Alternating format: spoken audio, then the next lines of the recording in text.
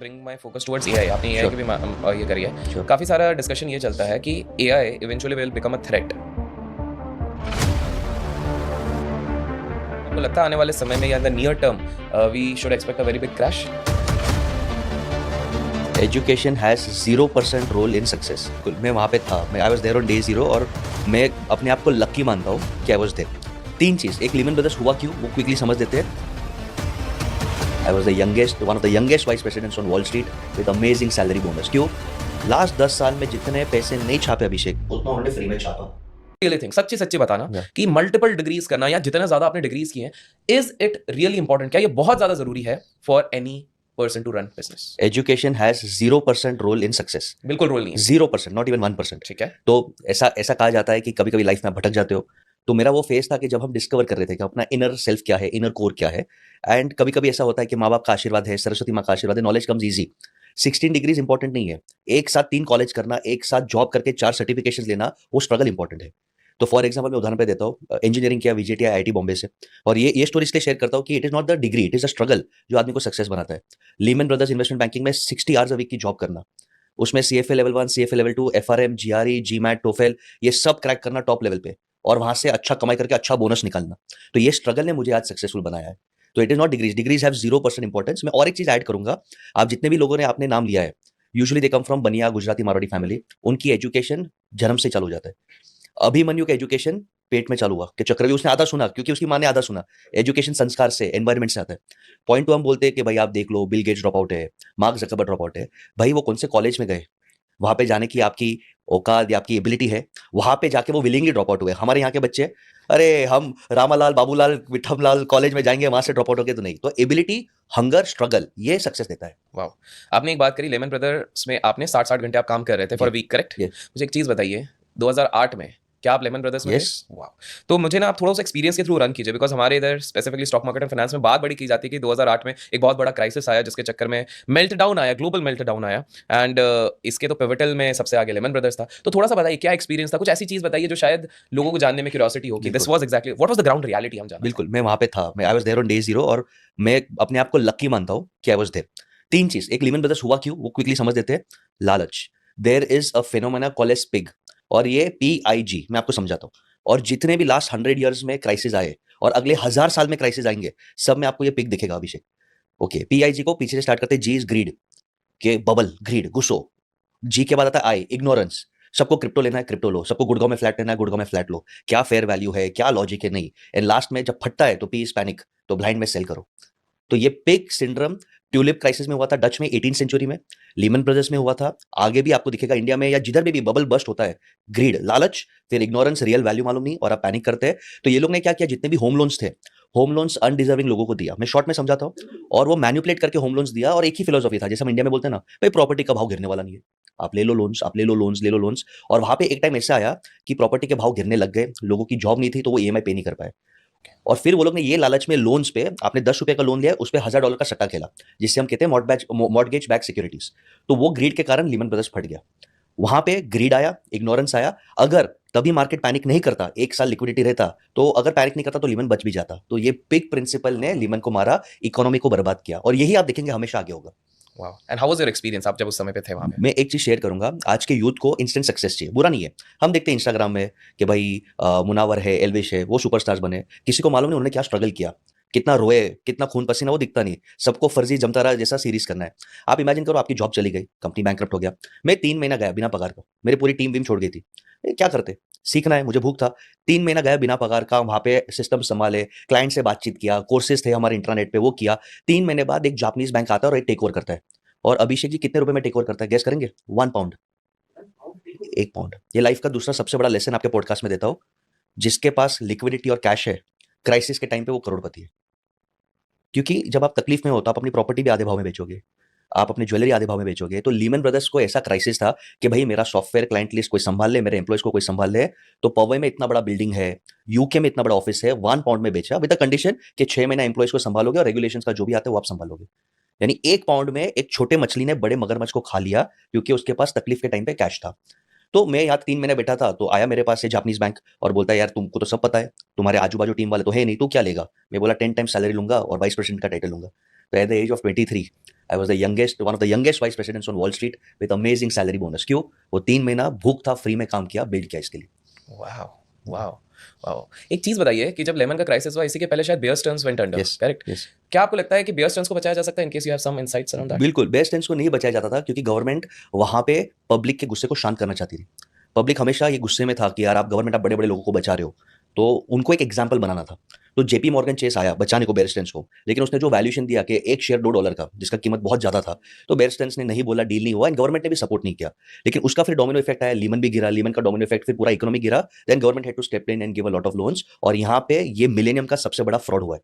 अगर आप अलाउ करेंगे तो मैं बिल्कुल, बोलूंगा बिल्कुल, बोलिए, बोलिए। लीमन ब्रदर्स से ट्रैक थोड़ा चेंज करके कोविड पे आते हैं। ठीक है। आपके और मेरे इंटरेस्ट रेट्स बढ़े, उसका रीजन कौन मालूम है आपको? बायजूस। हैं? यस, ये फ्रॉड, मैं आपको बताता हूँ कैसे। बिल्कुल।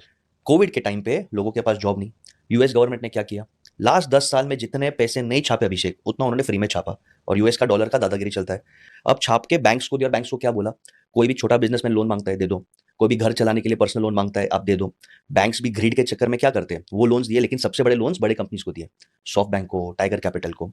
अब ये कंपनीज के पास 0% इंटरेस्ट पे ऑलमोस्ट फ्री मनी आ रहा है। और यूएस में और यूरोप में कल्चर क्या है, आपकी कंपनी बैंकरप्ट हो गई तो कोई टेंशन नहीं, नया कंपनी खोल लो। तो उनको पता है कि मेरे पास रिस्क फ्री मनी आ रहा है, 0% 1% इंटरेस्ट पे पैसा आ रहा है। वो लोग ने देखा इंडिया और चाइना में कौन से स्टार्टअप्स है और वहां पे पैसे पागलों जैसे दिए। बाइजूस को $22 बिलियन वैल्यूएशन, चेक नहीं किया, एथिक्स, फंडामेंटल्स। अब इसके कारण क्या हुआ, इन्फ्लेशन बढ़ गया।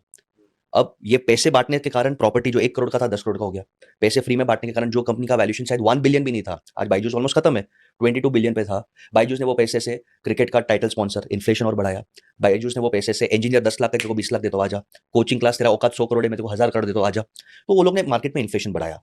अब ये लोग रीपे नहीं कर पा रहे, तो गवर्नमेंट ऑफ इंडिया इन्फ्लेशन को कंट्रोल करने के लिए क्या कर रहा है, इंटरेस्ट रेट्स बढ़ा रहा है, टैक्सेशन बढ़ा रहा है, मर रहे हो आप और हम। तो ये स्कैम हुआ है। Okay, okay. मुझे एक और चीज़ बताइए, मैं थोड़ा वापस पीछे जाता हूँ। Yes, sure. 2008 में AIG was also into a trouble, जो इंश्योरेंस Yes, कंपनी थी, वो बहुत yes. ज़्यादा ट्रबल पे थी। गवर्नमेंट ने फिर उसको क्यों बचाया? वो चाहता तो उसको भी छोड़ देते। Yes. What was the reason कि एक इंश्योरेंस कंपनी को ज़्यादा प्रेफर किया जा रहा है rather than a financial system का leader, because Lehman was a very old company Sure. Still. क्या होता है कि जब 2 केस स्टडीज हो गए ऐसे, तो एक पैनिक हो गया कि अगर हम इसको स्टॉप नहीं करेंगे तो डोमिनो इफेक्ट होगा। ठीक है। तो एक इंस्टीट्यूशन होता है जिसे कहते हैं टू बिग टू फेल। जैसे आज फॉर एग्जांपल अडानी साहब इतने बोल्ड क्यों है, क्योंकि उन्हें मालूम है कि we are too big to fail. अगर हम फेल हो गए, बैंकरप्ट हो गए, तो इकोनॉमी डेफिनेटली हिल जाएगा, पोर्ट्स है, फंडिंग है, सब हिल जाएगा। तो because of too big to fail, government had to step in कि भाई अब रुक जाओ, नहीं तो इकोनॉमी और कोलैप्स हो जाएगा, फिर राइट्स होंगे, पूरा बर्बाद हो जाएगा। तो इसलिए उनको स्टेप इन करना पड़ेगा। ओके, हाइपोथेटिकली बिकॉज़ आपने अडानीज़ का केस किया, तो मैं एक हाइपोथेटिकल अज्यूम करता हूँ। ठीक है। हमारे देश में बहुत डिबेट्स होते रहते हैं विद अडानीज़, अंबानीज़ एटसेट्रा, सब पिवट पॉइंट पे रहते हैं। मैं एक hypothetical situation, I just want to understand क्या हो सकता है Sure. इफ देखिए फरवरी 2023 में I think so it was the Hindenburg report जी। जो आया, अडानी ग्रुप के शेयर्स भी हैमर हुए, मार्केट कैपिटलाइजेशन काफ़ी गया, काफ़ी टू एंड फ्रो बहुत चल रहा। जी। फिर ओसीआरपी जो आए, उन लोगों ने अपना हिंडनबर्ग 2.0 लॉन्च किया, जॉर्ज सोरोस का नाम इन्वॉल्व हुआ, पॉलिटिशियंस का इन्वॉल्व हुआ। अभी हाल फिलहाल में वापस कुछ चीज़ें आ रही हैं, बहुत ऊपर नीचे हो रहा है।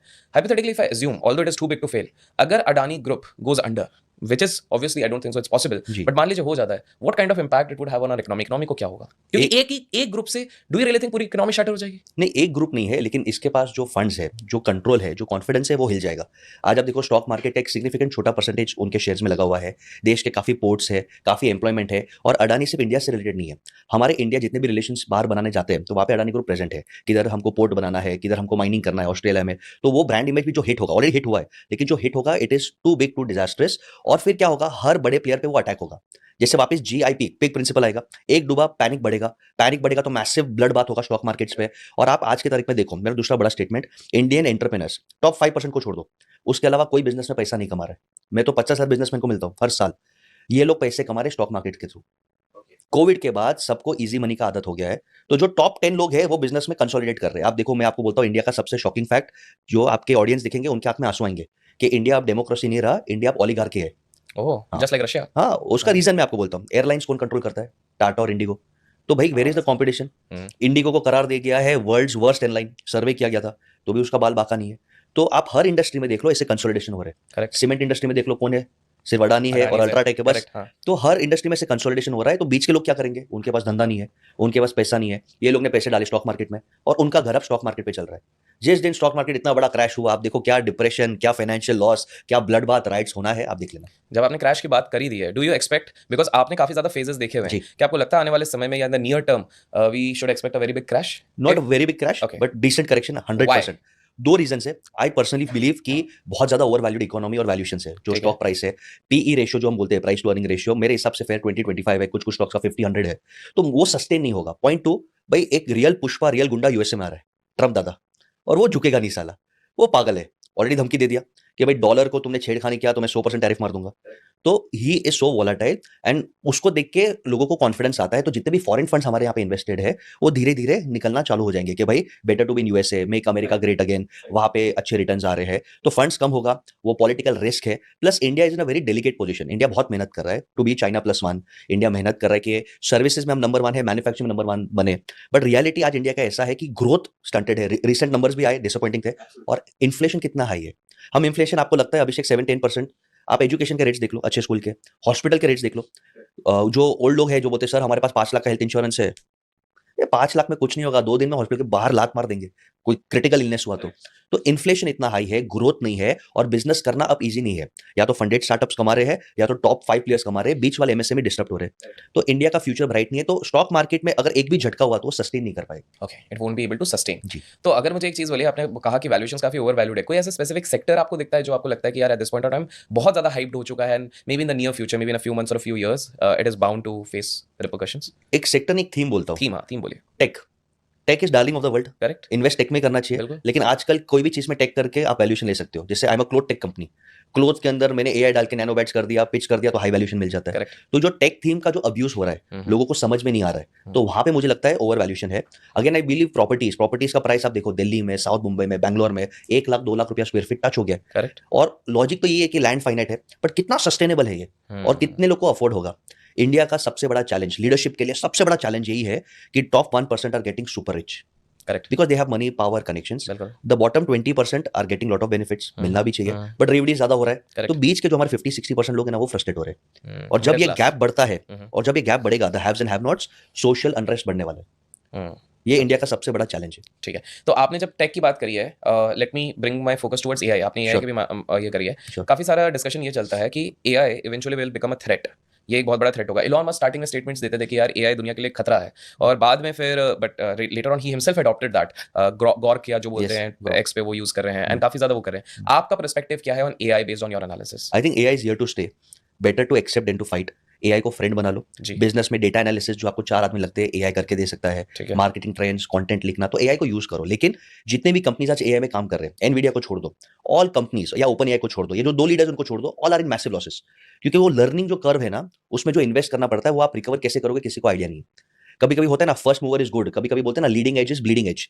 तुम लीड करो, लेकिन तुम वो सीखने में तुम ब्लीड कर जाओगे। तो एआई के नाम पे फ्रॉड नहीं होना चाहिए, अननेसेसरी वैल्यूएशंस नहीं होने चाहिए। बट जनरल यूथ को, बिजनेसमैन को बोलूंगा, एआई को अडॉप्ट करो। Okay. Accept it, it is here to stay. Okay self. जी। तो मुझे एक चीज बताइए, एआई के साथ एक और सेक्टर है जो इंडिया में काफी ज्यादा बर्निंग हो चुका है लास्ट 5-6 साल में, वो डिफेंस सेक्टर। Right. क्या लगता है ये अचानक से डिफेंस सेक्टर में इतना ज्यादा क्रेज क्यों है, even from stock market perspective also? Yes. और अचानक से इतना ज्यादा, even I can clearly see कि हमारी गवर्नमेंट भी पॉलिसीज जो बना रही है काफी ज्यादा प्रो डिफेंस स्पेस हो रही है। Yes. What is your understanding around here? Simple है कि अगर आप अपने खुद के डिफेंस के लिए बाहर के लोगों पे डिपेंड हो रहे हो, तो वो आपको दबाएंगे। जैसे फॉर एग्जांपल, जब हमने रफाइल जेट्स लिए, तो यूएस ने बहुत प्रेशराइज किया था कि भाई you take my MiG jets, you take our jets, you take our F-30 latest जो भी है। Correct. तो वो चाहते हैं कि थोड़ा हम यहाँ पे कोलैबोरेट करें। सेकंड, डिफेंस पे हम इतना बड़ा स्पेंड करते हैं, बजट का अपना मोर देन 10% डिफेंस में जाता है, तो why not do it as a local manufacturer? Correct. बाहर देने से अच्छा। तो आजकल ये क्लियर मैंडेट्स आ रहा है कि भाई आप वहां पे करो, यहाँ पे सेट करो, हम आपको लैंड अच्छे से करके देंगे, सिंगल क्लियरेंस करके देंगे। तो वो चाहते हैं कि वो पैसा जो हम स्पेंड करें इंडिया में ही आए, और I think it's a very very smart move. It's a fantastic move. Okay, so you से कि हाँ प्रमोट और करना चाहिए डिफेंस स्पेस। 100%। ठीक है, मुझे एक चीज बताइए, बिकॉज मैं आपके वापस हिस्ट्री पे जाता हूँ। यू सेड कि आप वॉल स्ट्रीट पे भी थे। जी। वॉल स्ट्रीट का मेरे को थोड़ा कल्चर समझाइए कि क्या होता है उधर, how is it different from the Indian culture? Just want to know, क्योंकि अभी तक हमारे जितने व्यूअर्स होंगे उनकी एक लिमिटेड परसेप्शन होगी based on movies which they have seen, like Wolf of Wall Street. थोड़ा देख लिया तो उनको लगता है काफी ज्यादा ग्लैमरस लाइफस्टाइल होती है। I don't know, maybe possible होगा, you would be in a better position. क्या होता है, कैसा टिपिकल शेड्यूल क्या होता है एक Wall Street trader, investor, analyst, इन सब के क्या कैसा रहता है? देखो, you have to work hard, लेकिन वहां पे बहुत एक स्मार्ट बाउंड्री है कि हम आपसे एक्सपेक्ट करते हैं आप इतना करो तो इतना मिलेगा। इसके ऊपर करना है तो आपकी स्व इच्छा है। बट अगर आप वो करोगे तो you'll grow fast, you'll become manager, you'll become BP, you'll get amazing bonuses. तो जो वो लोग ने एक सिस्टम बनाया हुआ है कि you not only have to be the smartest, you need to network, you need to hustle. For example, मैं मैकेंजी या ईवाई कंपनी का एक एग्जांपल दे देता हूँ कि जो कंसल्टिंग करते हैं, वहां पे आपको नौकरी मिल गई, आपको लगा लाइफ सेट है, भाई लाइफ सेट नहीं है, वहां से स्ट्रगल चालू हो जाता है। आपको कौन सा प्रोजेक्ट्स मिलता है, उसके लिए आपको पिच करना पड़ता है, पार्टनर के पास जाना पड़ता है, मुझे लो, मुझे पिच करो। हर महीने आपके पास एक रिपोर्ट आता है यूटिलाइजेशन रेट, कि भाई तू 40 घंटा हफ्ते का एक्सपेक्टेड है काम करने का, 40 घंटा में से सिर्फ 20 घंटा तूने क्लाइंट बिलेबल आवर्स किया है, तेरा यूटिलाइजेशन 50% है, 3 महीना अगर 75% के नीचे रहा तो टाटा बाय बाय। काम कहाँ से आएगा? काम मुझे दो, नहीं हम तुमको नहीं देंगे, तुम नेटवर्किंग करो, पार्टनर्स को, क्लाइंट्स को जाके वहां से काम उठाओ। यानी दे आर क्रिएटिंग इंट्राप्रेन्योर्स, और ये थीम बहुत इंपॉर्टेंट है। इंट्राप्रेन्योर्स यानी तुमको जॉब का सिक्योरिटी प्लेटफॉर्म दिया है, तुमको कितना भागना है तुम्हारे पे। और वहां पे ये कल्चर मुझे इतना अच्छा लगता है कि भाई मेरे को वर्क लाइफ बैलेंस चाहिए, मुझे सैटरडे संडे स्विमिंग करना है, ये सब करना है, तो वो सब करो। मंडे टू फ्राइडे 14 घंटा मराना है, मराओ। There sky is the limit, you decide how you live your life. Minimum work कर लो, आप सेफ हो, और कमाना चाहते हो आपके ऊपर है, प्लेटफॉर्म दिया गया है। वाह, तो ये कल्चर आई थिंक इंडिया में मिसिंग है। या तो हम, नारायण मूर्ति साहब बोलते हैं 70 मैं घंटा आने काम ही करो। वाला था जी। हाँ, और मेरा सबसे फेवरेट कोट उस पे ही है, I think work 100 hours but do you have the platform to reward them for 100 hours. वाह, वाह!